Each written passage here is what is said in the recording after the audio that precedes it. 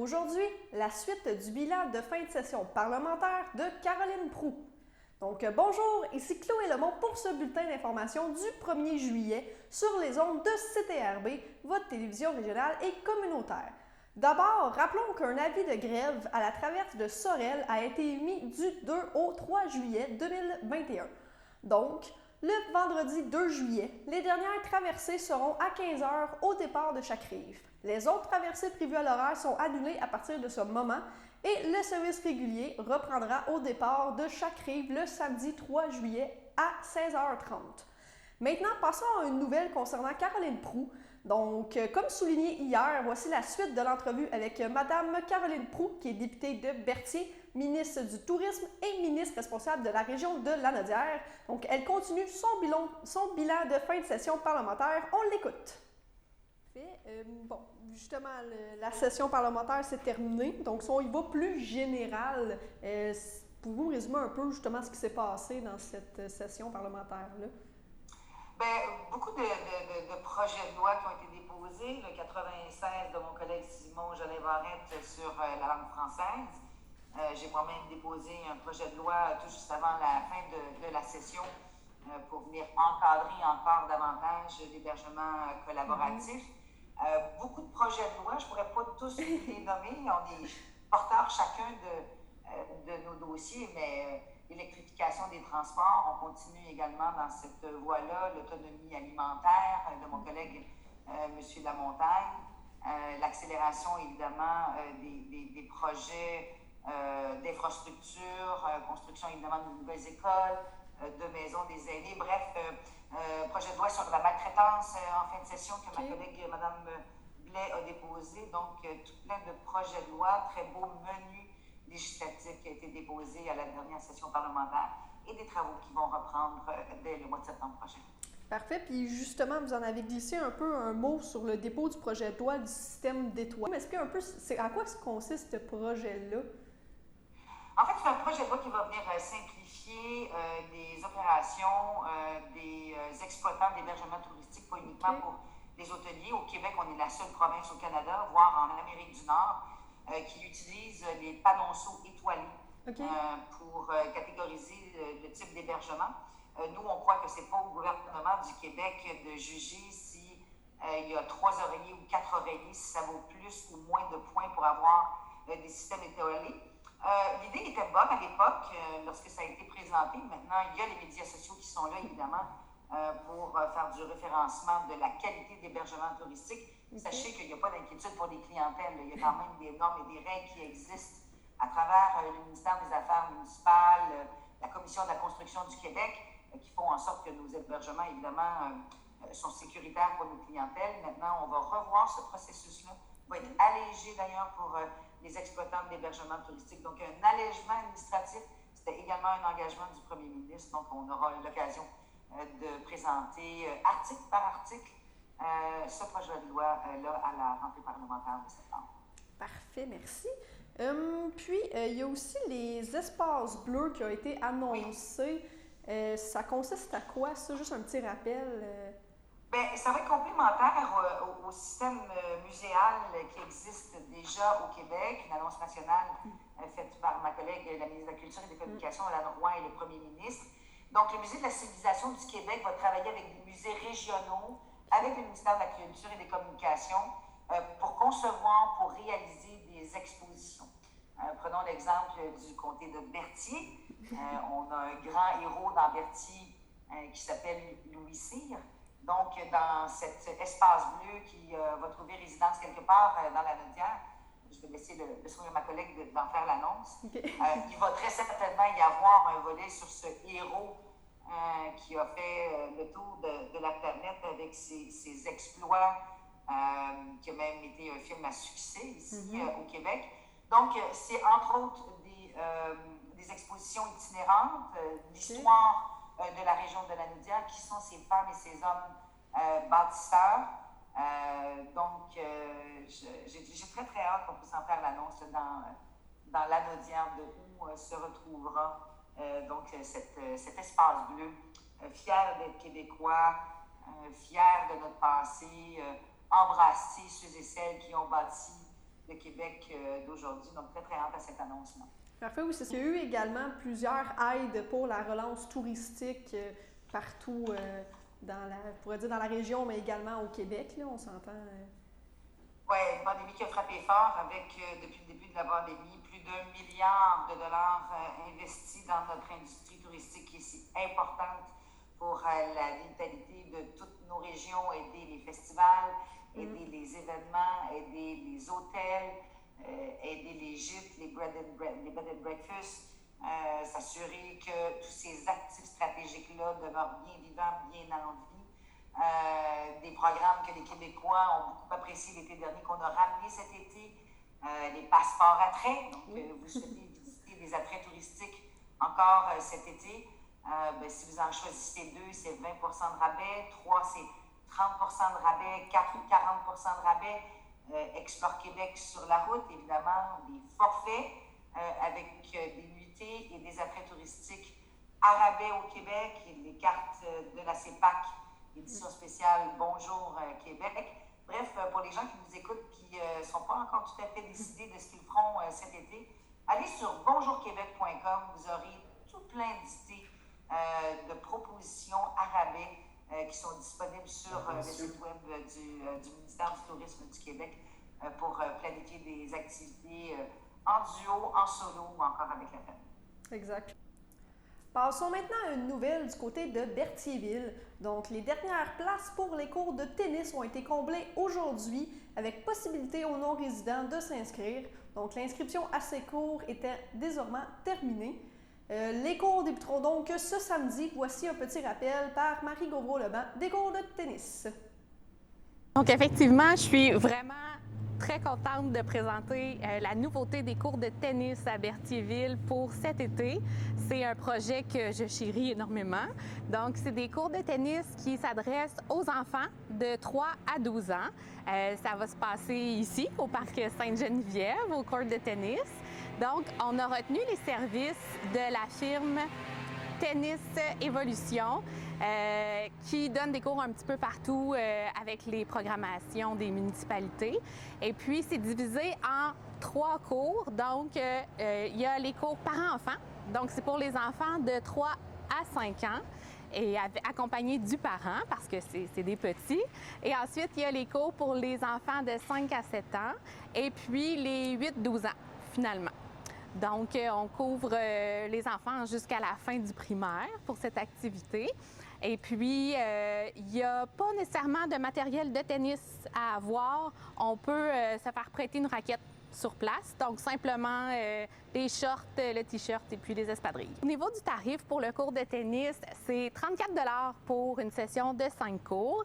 Et puis, c'est 52 $ pour le cours parent-enfant. Donc, c'est 52 $ pour le parent et l'enfant ensemble. C'est réservé aux citoyens de Berthierville pour cette année. Puis, passons maintenant à la première pause. Les nouveaux propriétaires du restaurant chez Patrice, situé au 390 rue Montcalm à Berthierville, sont maintenant prêts à vous recevoir. Chez Patrice, on prépare vos mets favoris avec rapidité et méthodiquement. Par exemple, notre fameuse pizza de différentes sortes selon vos goûts. Vous pouvez profiter du spécial 2 pour 1, du méga spécial ou familial. Sans parler des spéciaux du lundi, mardi, mercredi, pizza de 12 pouces et de la promotion du vendredi d'une pizza de 14 pouces avec la deuxième à demi-prix. Mais il ne faudrait pas passer sous silence notre fameuse poutine québécoise si populaire, préparée avec nos délicieuses frites, le meilleur fromage en ville et la succulente sauce qui ouvre l'appétit dans le temps de le dire. Naturellement, nous offrons aussi un menu varié avec les trios Patrice, les sous-marins, sandwich, frites maison, que ce soit éventuellement pour s'imprégner du décor chaleureux et coloré de la salle à manger ou pour l'instant du service au volant et au comptoir selon votre disponibilité, nous serons ravis de vous servir avec promptitude. De plus, nous offrons la livraison à domicile dans un rayon de 10 km pour les commandes de 10 $ et plus avec l'ajout d'un léger supplément. Alors, une seule lettre à retenir, P. P pour pizza, pepperoni, patate, pogo, pain magique, Pepsi, mais surtout P pour Patrice. La nouvelle administration de chez Patrice vous attend avec impatience, histoire de vous bourrer la bédaine à bon goût et à bon prix. Pour nous rejoindre par téléphone, composez le 450-836-4044. Bienvenue à tous les gourmands.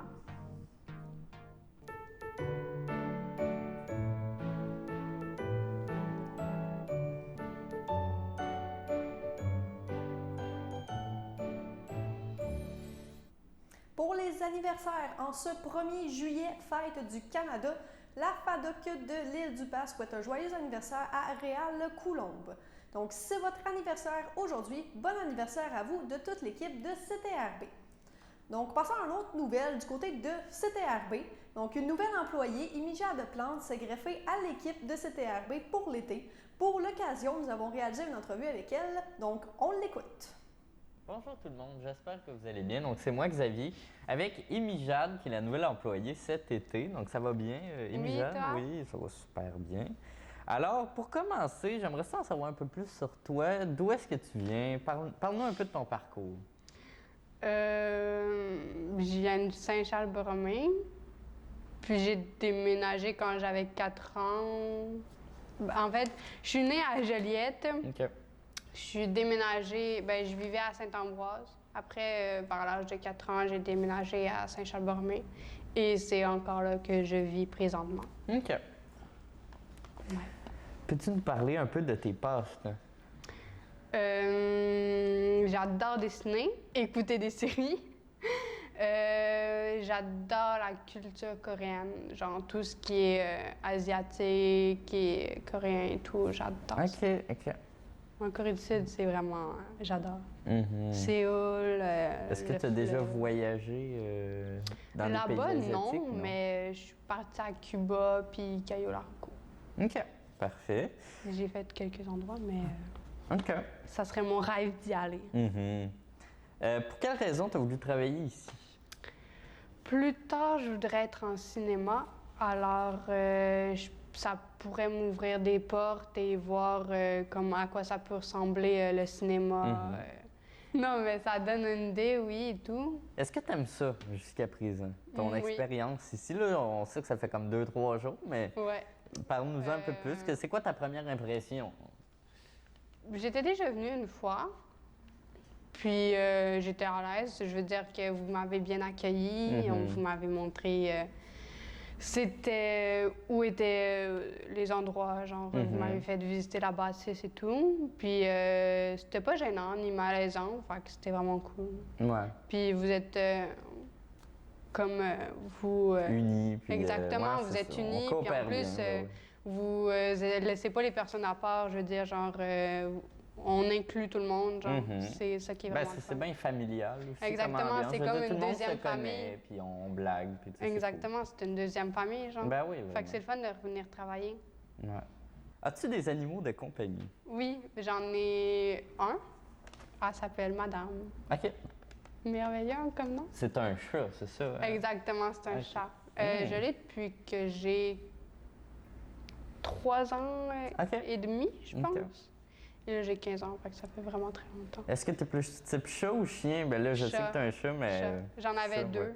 Fait que j'ai toujours eu des chats.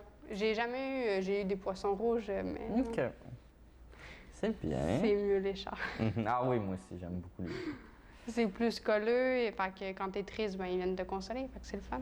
C'est quoi tes grandes forces là, qui te poussent vers l'avant? Une grande force. La persévérance. OK, ah, c'est bien. J'ai même gagné un Méritas cette année. OK. Sur la persévérance et tout. Ok. Là. C'était comme 3 par classe. Fait que c'est vraiment cool, j'en ai gagné un. En 3 ans, c'est ma première année. Au primaire, je gagnais tout le temps les Méritas de persévérance scolaire. Ah, c'est cool. Fait que c'est vraiment cool d'en avoir gagné un encore cette année. Parfait. Ouais.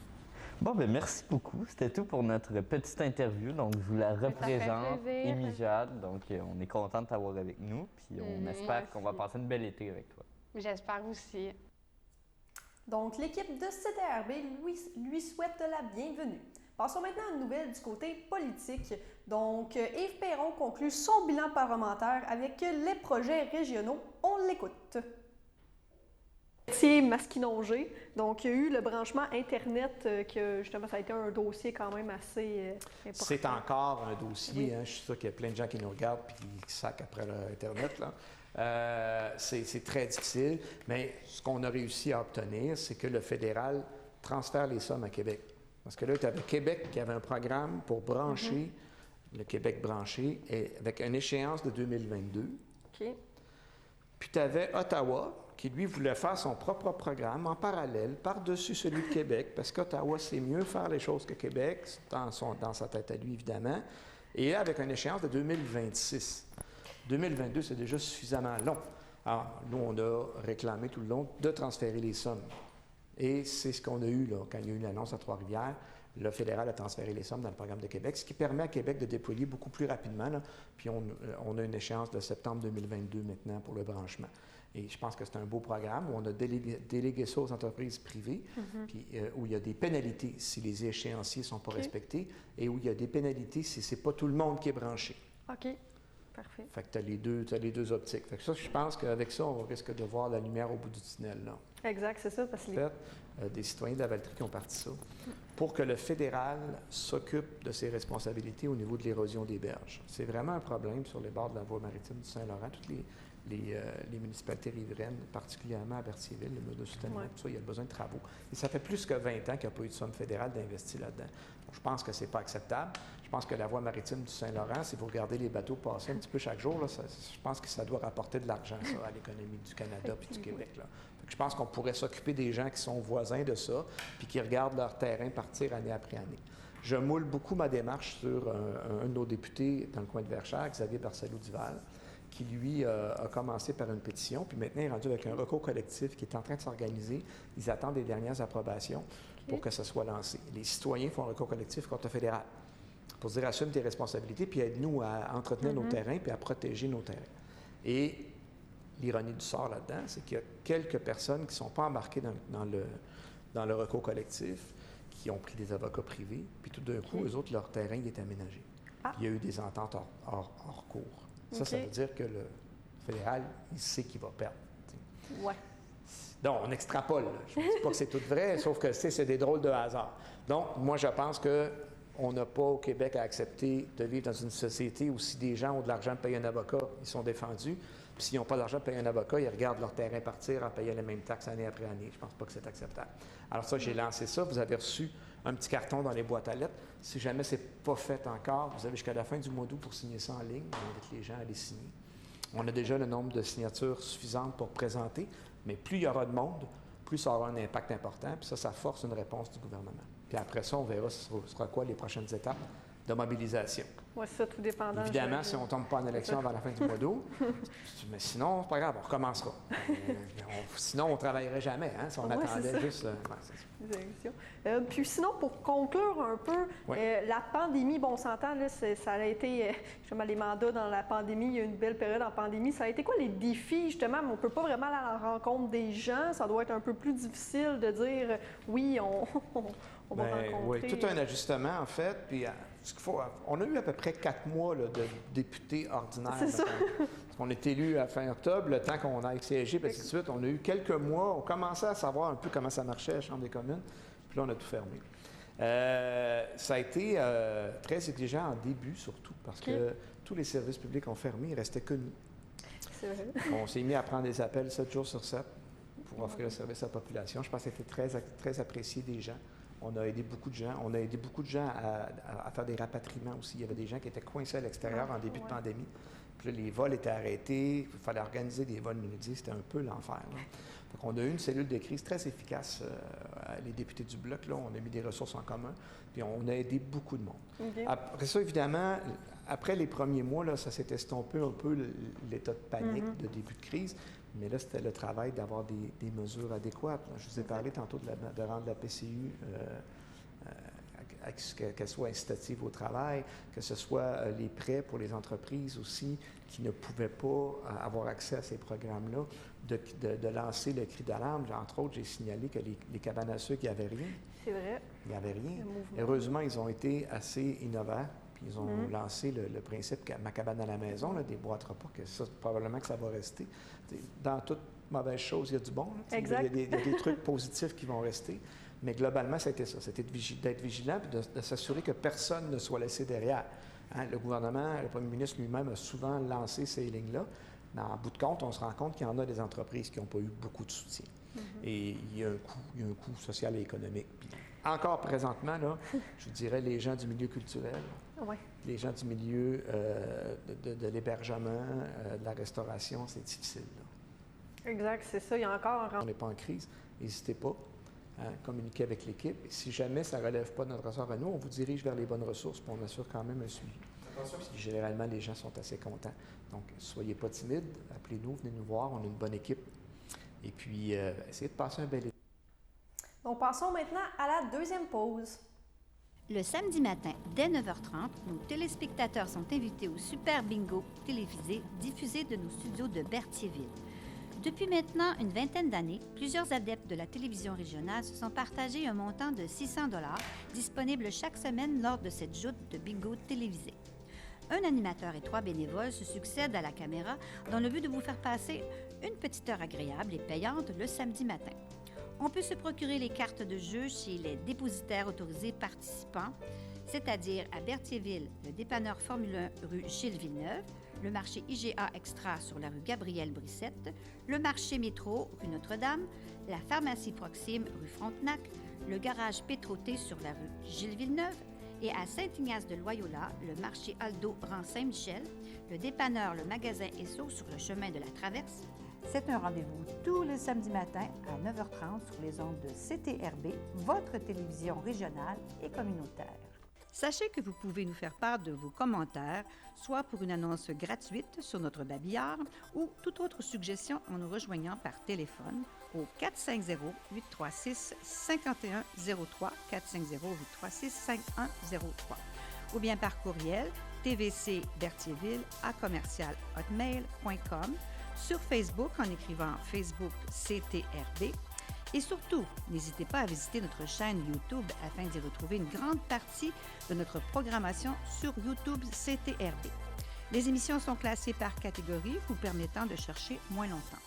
Vous pouvez aussi cliquer sur le rectangle rouge « S'abonner » pour être à l'affût des dernières émissions enregistrées.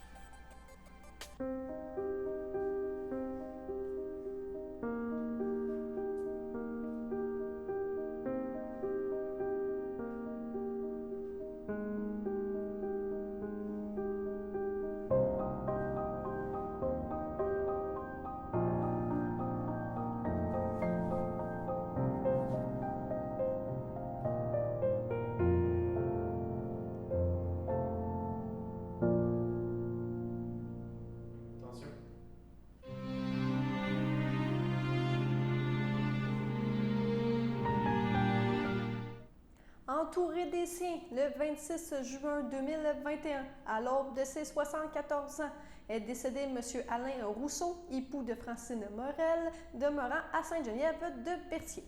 Il laisse dans le deuil, outre son épouse, ses enfants, Stéphane Rousseau, Julie Rousseau, Julien Delaria, ses petits-enfants Ariane, Louis-Charles et Vincent, ses frères, ses sœurs, beaux-frères et belles-sœurs, Odile Rousseau, Alain Sylvestre, Régent Rousseau, Claudette Grenier, Normand Rousseau, Hélène Trécourt, Pierrette Rousseau, Carmen Rousseau, Robert Savoie, Sylvie Langlois, feu Fernand Rousseau, Suzanne Morel, feu Régent Majot, Carmen Morel, Maurice Morel, Lise Arnois, Ginette Morel, François Lacourcière, René Morel, feu Robert Biron, Gérard Morel, Jacinthe Arnois, ainsi que plusieurs neveux, nièces, autres parents et amis. La famille accueillera parents et amis le vendredi 9 juillet 2021 en l'église de Saint-Cuthbert dès 13h30. Suivront les funéraires à 15h30. M. Rousseau sera inhumé au cimetière de Saint-Cuthbert le jour même. Au CHSLD L'Assomption, le 18 juin 2021, est décédée Mme Jacqueline Gagnon, épouse de feu Victor Olivier Tarte, native de Saint-Gabriel de Brandon et demeurant à L'Assomption. Elle laisse dans le deuil ses belles-sœurs, Pauline Roy, feu Roger Gagnon, Marie Tarte, Marie-Thérèse Tarte, sœur Marie-Blanche Tarte, Pierrette Lassalle, feu François Xavier Tarte, ainsi que plusieurs neveux, nièces, autres parents et amis. La famille accueillera parents et amis le vendredi 9 juillet au complexe de Berthierville dès 9h30. Suivront à 11h les funérailles en l'église de Sainte-Geneviève de Berthier. Au centre hospitalier Pierre-le-Gardeur, le 20 mai 2020, à l'âge de 60 ans, est décédé M. Yvon Lamoté, époux de feu Carole Primo, demeurant à Le Gardeur, natif de Berthierville. La famille accueillera parents et amis le samedi 3 juillet 2021 au complexe de Berthierville dès 10h. Suivra un hommage à 11h en la chapelle du complexe Efterio de Berthierville. Le sang de M. Lamoté sera déposé au columbarium du complexe. Au CHSLD Émile Macduff de Repentigny, le 25 mai 2021, à l'âge de 86 ans, est décédée Mme Georgette Rochette, épouse de feu Yvon Dérape, demeurant à Berthierville. La famille accueillera parents et amis le dimanche 4 juillet au complexe funéraire Efterio de Berthierville dès 12h30. Suivra une liturgie en la chapelle du complexe à 14h. Au nom de CTRB et de tous ses employés, nous souhaitons nos plus sincères sympathies aux familles éprouvées. Avant de passer à la météo, seulement mentionner qu'en ce 1er juillet, journée des déménagements, le service de sécurité incendie de la MRC de Dautré rappelle les bonnes pratiques. Donc, en voici une petite liste. Donc, un avertisseur de fumée fonctionnel et âgé de moins de 10 ans est présent dans chaque étage de la résidence, sous-sol inclus. L'avertisseur de fumée est installé au plafond, à une distance d'au moins 10 cm des murs et au haut du mur, à une distance de 10 à 30 cm du plafond. Un avertisseur de monoxyde de carbone est présent et fonctionnel si un appareil à combustion est présent et ou un garage attaché. Les accès vers les sorties de votre résidence sont dégagés en tout temps afin de pouvoir évacuer rapidement. La bouteille de propane du barbecue est entreposée à l'extérieur, jamais à l'intérieur d'un bâtiment, donc incluant garage et cabanon. Donc, passons maintenant à la météo.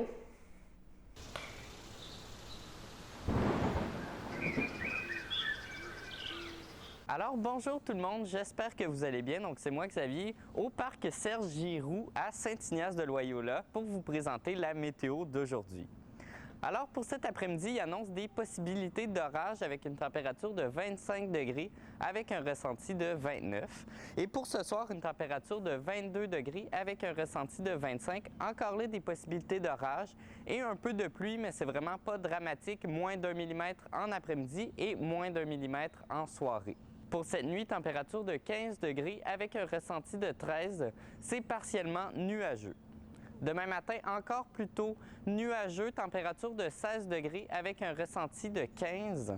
Et pour demain après-midi, température de 20 degrés avec un ressenti de 21. Ça va être ensoleillé avec quelques passages nuageux.